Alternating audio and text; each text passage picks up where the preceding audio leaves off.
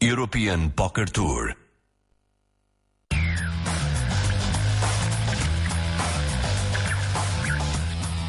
Hoje vamos falar de posição, possivelmente o conceito mais importante no póquer. Pensavam que apenas as cartas é que eram importantes? Não, o lugar onde estão sentados também importa. Não há uma forma certa ou errada de jogar póquer. Não existe um método que garanta o sucesso, mas há maneiras de maximizar as hipóteses de ganhar. Existem bons hábitos e maus hábitos. Há situações a evitar e situações desejáveis. E existem aqueles que têm conhecimento para as explorar. Vamos ensiná-lo a dominar o jogo, desde o nível básico até ao avançado.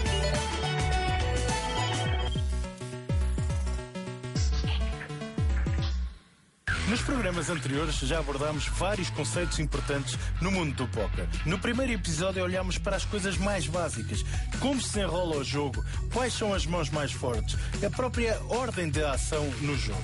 No segundo episódio abordámos as mãos iniciais, quais são as cartas boas e quais são as cartas más. E agora está na altura de continuarmos a evoluir para aspectos mais importantes do jogo. No programa de hoje iremos falar essencialmente sobre posição. Sim, vamos ensinar tudo sobre a posição numa mesa de póquer. Por que razão é tão importante? Mas afinal, o que é posição? Não se preocupem, tudo será bem explicado.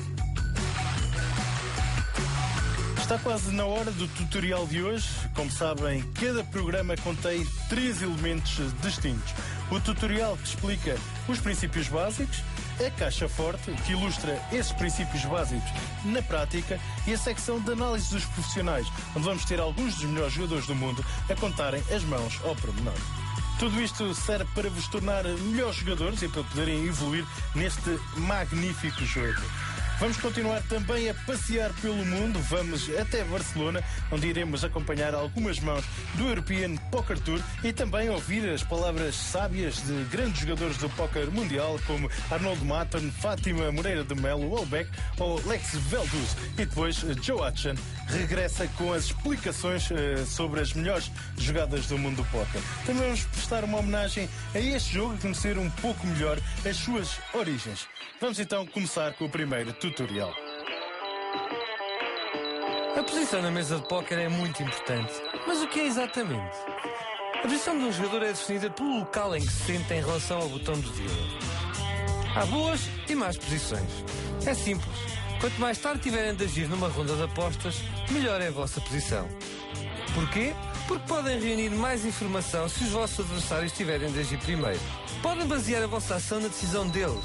Pelo contrário, se tiverem de agir primeiro, naturalmente os vossos adversários têm a vantagem de ver as vossas ações antes de tomarem as suas decisões.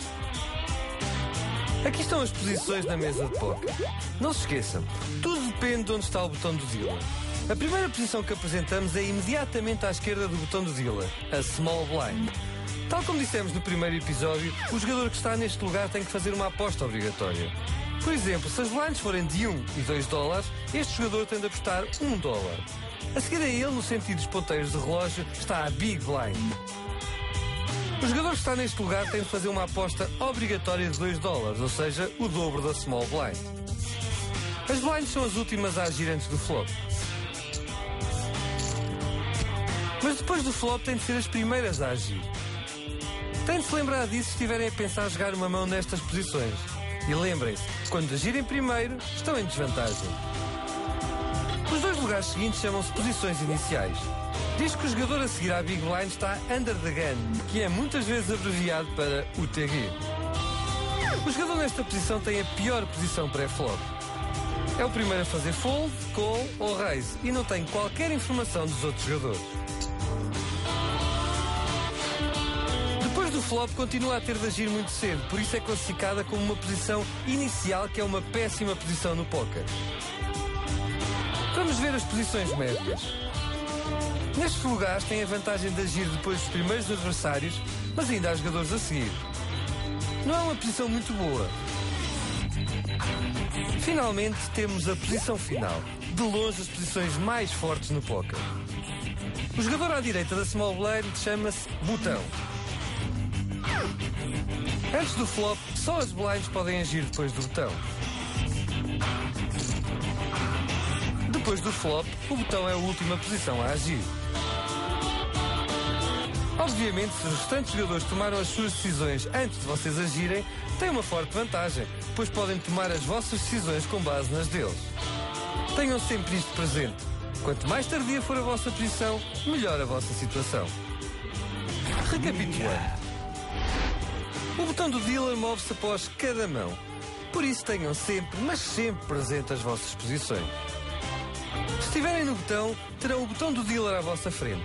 Estão na melhor posição, pois serão os últimos a agir depois do flop, tendo por isso o benefício de ver todos os outros jogadores antes de tomarem a vossa decisão.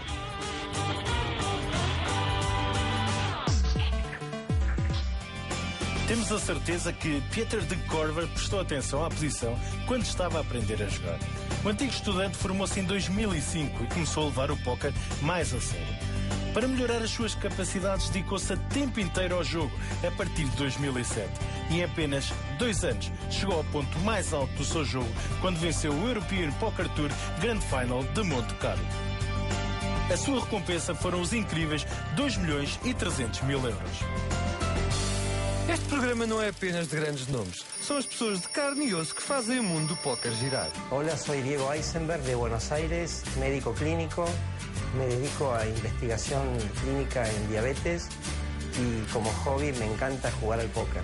Empecé a jugar póker de adolescente, póker de 5 cartas con mis amigos 1 o 2 veces al mes. Y a partir del boom del Texas Hold'em, recuerdo haber visto a Joe Hutchem ganar la Serie Mundial, empecé a leer, a ponerme en foros, empecé con los free rolls, con algunos torneos en vivo aquí en Buenos Aires y bueno, de a poco fui jugando cada vez más. Estão prontos para as estatísticas? Vamos ver quais as posições na mesa de póquer que ganham mais potes. Estudámos 1400 mãos de póquer, tanto online como ao vivo, e aqui estão os resultados. As percentagens representam a quantidade de vezes que cada posição ganhou uma mão. Podemos ver que a posição que ganhou mais mãos foi o botão. Ganhou quase 15% dos potes. A menos bem-sucedida foi a posição Under the Gun mais 1.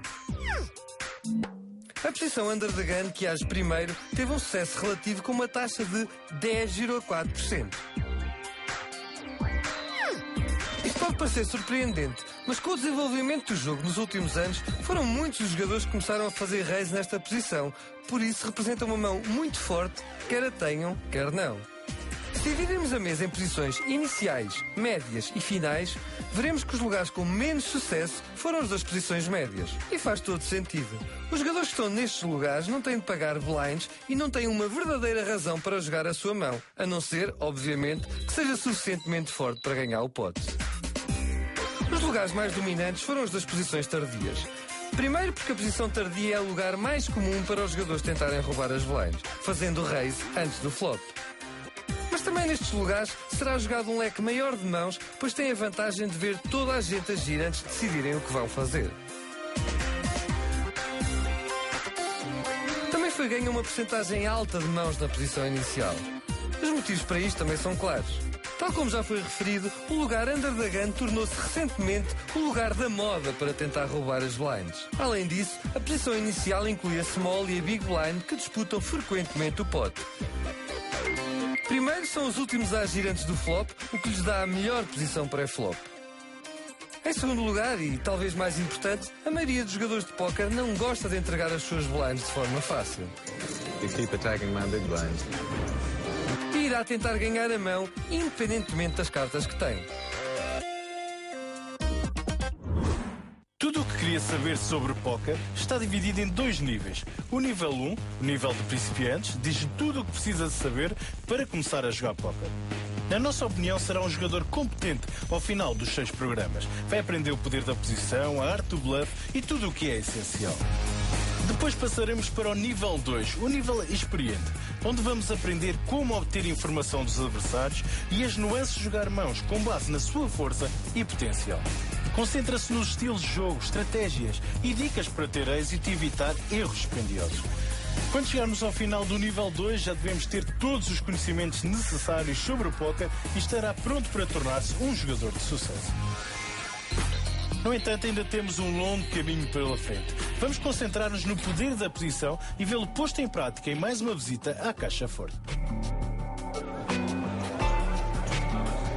Vamos mostrar-vos imagens da terceira temporada do European Poker Tour no evento de Barcelona, no qual participaram 480 jogadores, incluindo Phil Ivey, que sabe qualquer coisinha sobre o jogo. Os jogadores fazem fold até o jogo chegar a Ivey. Com duas figuras ainda por cima consecutivas, Ivey faz raise. Have you done that because you have a hand or it's because you're duty on the button? Stephen Pearce, na small blind, suspeita do raise no botão e acha que Ivey só fez raise por esse motivo. Por isso ele faz call. No entanto, quando sai 4, 10 e as no flop, vemos perfeitamente como a posição de Ivey lhe dá uma vantagem. Pearce não tem nada e é obrigado a fazer cheque. Ivey, que também não tem grande coisa, mas tem, no entanto, a posição, viu Pearce fazer cheque. Como viu este sinal de fraqueza, pode fazer uma jogada forte. Ivey aposta e Pearce faz fold. Ele joga com a posição de forma simples, mas eficaz. Na mão seguinte, o botão do dealer move-se. Está agora diante de Stephen Pearce. Ele é o dealer e tem a posição ideal na mesa. Mais uma vez, todos fazem fold até o jogo chegar a ele. Ele tem uma mão razoável. Noutra posição poderia fazer fold, mas graças ao poder da posição, joga com confiança. I have a hand this time. It's not a button move, I have a hand. Depois de fazer um raise de 3 big blinds, a small blind faz fold e Dan Patterson, na big blind, tem de tomar uma decisão. Pearce opta por lembrar-lhe o poder da posição e por contar uma pequena mentira. King Queen suited. Patterson sabe que será o primeiro a agir depois de sair o flop e que estará fora de posição. Por isso decide fazer fold. Foi uma opção sensata. You can look at the television next month, but they probably won't show this hand. Na verdade, continuamos a mostrá-la.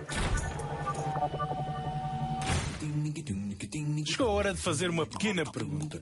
Há pouco dissemos qual foi a posição mais eficaz no estudo de 1400 mãos que nós fizemos. Qual foi a posição que teve a percentagem mais elevada de vitórias? Opção A, o botão. Opção B, Big Blind. Ou opção C, Under the Gun. Daremos a resposta dentro de segundos.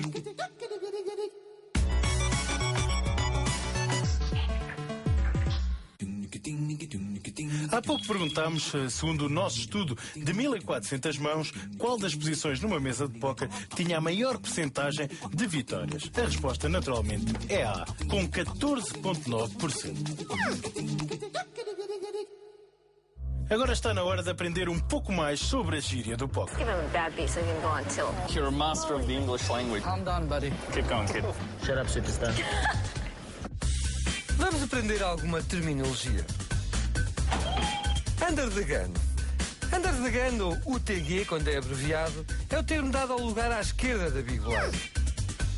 O jogador neste lugar é o primeiro a agir no início de cada mão. Estão under the gun porque se sentem muito pressionados para tomar uma decisão. Cut-off. Este é o nome dado ao lugar à direita do botão do dealer. Chama-se cut-off porque quem estiver sentado nesta posição tem a capacidade de cortar as hipóteses do botão fazer o primeiro raise. Hijack.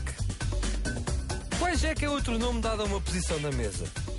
O jogador que está 2 lugares à direita do botão do dealer está sempre no lugar hijack. Tem este nome porque nesta posição tem a possibilidade de impedir que quer o cut-off, quer o botão façam o primeiro raise. Suited Connector. Suited Connectors são cartas do mesmo naipe e em sequência. Os jogadores gostam destas cartas por terem grande potencial para fazer sequências e cores.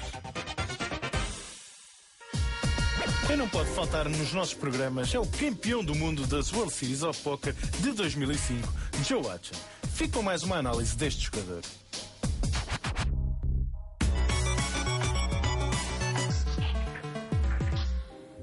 Today we're going to talk about the importance of position.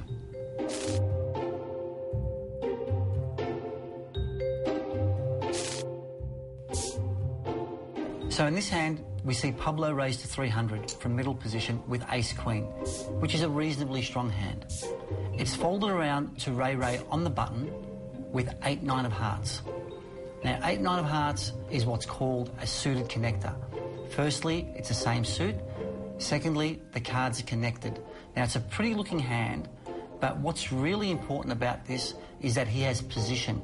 He'll always be last to act in this hand, so he'll get to see what his opponent does before he needs to make a decision about what he's going to do.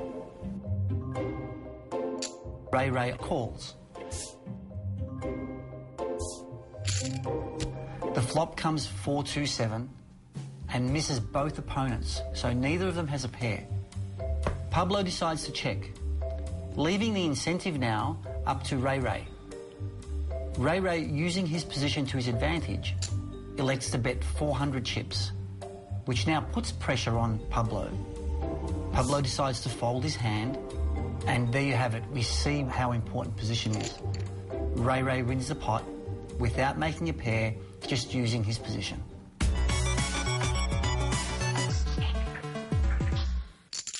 Vamos viajar até às origens do póquer a nível mundial. É geralmente aceito que as raízes do póquer estão no início do século XIX em New Orleans, uma zona onde o jogo abundava. O nome póquer é a americanização da palavra francesa, poké, pois nessa altura New Orleans estava sob o domínio francês. Na sua forma reconhecível mais antiga, um baralho de 20 cartas era repartido por um máximo de 4 jogadores, recebendo cada um 5 cartas. Depois de serem dadas, havia uma ronda de apostas, de acordo com a força da mão de cada um. Por ser tão simples, o póquer era o jogo certo para explorar as pessoas certas, se soubesse o que é que estava a fazer. Em 1820, o rio Mississippi tornou-se uma verdadeira mina de ouro para os jogadores de póquer. Eles viriam a tornar-se conhecidos como os Riverboat Dandies. Em barcos que iam e vinham, havia sempre muitos turistas, comerciantes e produtores de algodão, de quem os jogadores de póquer se poderiam aproveitar. Desta vez, para se manterem à frente do próprio jogo, decidiram aumentar a complexidade e os jogadores de póquer mudaram as regras. Criaram um baralho de 52 cartas e depois juntaram o draw para obrigar a pôr mais dinheiro no pote. O jogo continuou a evoluir durante a Guerra Civil Americana e a introdução da troca de cartas possibilitou às pessoas conseguirem mãos maiores com mais frequência.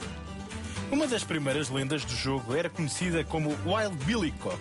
Ele era um cowboy conhecido, mas na verdade ele era um jogador de póquer profissional que aprendeu a ser rápido com a arma. Em 1876, Bill fez o seu último jogo de póquer quando Jack McHall, de nariz partido, apareceu e matou Wild Bill. Ele tinha um par de ases e um par de oitos, que passou a ser conhecida como a mão do morto. Os anos foram passando e o jogo foi evoluindo. O No Limit Texas Hold'em foi popularizado pelos jogadores texanos, incluindo o velho Doyle Brunson, no final dos anos 50, em Las Vegas, que agora é considerada a capital mundial do póquer. Foi uma bela rúbrica, mas qual será melhor? A velha ou a nova abordagem? Confúcio disse: a velhice, acreditem em mim, é uma coisa boa e agradável. As coisas já foram assim no póquer, mas o jogo mudou muito nos últimos anos. E não nos referimos apenas à proibição de fumar. A velha escola já não é a força dominante no póquer. Agora, os mais jovens dão nas vistas com o seu estilo vistoso e a sua atitude de tudo ou nada. O seu jogo pode ser resumido numa palavra: agressão. The new school is going to be on top of it, if it's not already the case. I mean, they're more aggressive, they know more about odds and a lot of mathematics stuff. I mean, they have like computers in the head. They have no fear. They don't care about money. They like to be the winners, and that's it. There's no compromise for them. No fear, and the cards speak. They know exactly what they're doing, and they're very smart. Noutros tempos, os mais velhos eram sempre os vencedores dos torneios. Hoje em dia, são os jovens a ditar lei. O tempo da velha guarda chegou ao seu fim. Se a velha escola quiser ganhar no jogo de hoje, precisa de acordar. Some of the old school players are good, some are not so good. I feel like some are maybe like stuck in the past a little bit, and you know the things that worked back then just doesn't work anymore, and they haven't realized that because they used to win all the time. There's a lot of respect for the old school, but the game's been changing a lot, so you have to adapt. If you don't, it's really tough out there. We need to pull our pants up and get with the program. Mas não ponham já de lado a antiga geração. I would consider myself a hybrid of old school, new school kind of poker. I think I'm in touch with the old school, but I use a lot of the new school tools. No póquer, burro velho pode aprender. Agora vamos passar a palavra para os jogadores amadores com a secção O Meu Jogo. Mis principales logros, gané 2 veces el Sunday Million de PokerStars, el torneo semanal más grande del mundo. He ganado algunos torneos en vivo en circuitos en Buenos Aires, 3 torneos al principio de mi carrera. He jugado 2 veces el Latin American Poker Tour en vivo y online he ganado un weekly de 215. Hasta ahora he ganado más de $400.000 en premios. El póker es mi cable a tierra, me mantiene la mente activa, alerta, despierta, requiere concentración, habilidad, lectura de otros jugadores y creo que va a ser mi antídoto contra el mal de Alzheimer porque pienso seguir jugando al póquer hasta los 100 años.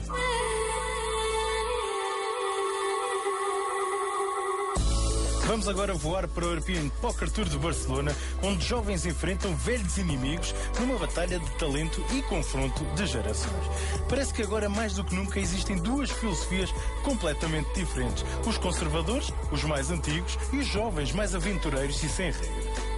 E algures em Barcelona, 4 caras bem conhecidas do mundo do póquer discutem estas 2 abordagens. Temos o jogador finlandês Willy Wallbeck, a jogadora holandesa medalha de ouro de hóquei em campo Fátima Moreira de Mel, temos também o francês vencedor do European Poker Tour Arnold Mattern e ainda temos um dos jogadores mais agressivos do mundo, Lex Veltuz, tem 27 anos e já ganhou mais de $500 mil em torneios ao vivo. So let me know an interesting subject I want to discuss with you. What do you think about old school and new school of poker?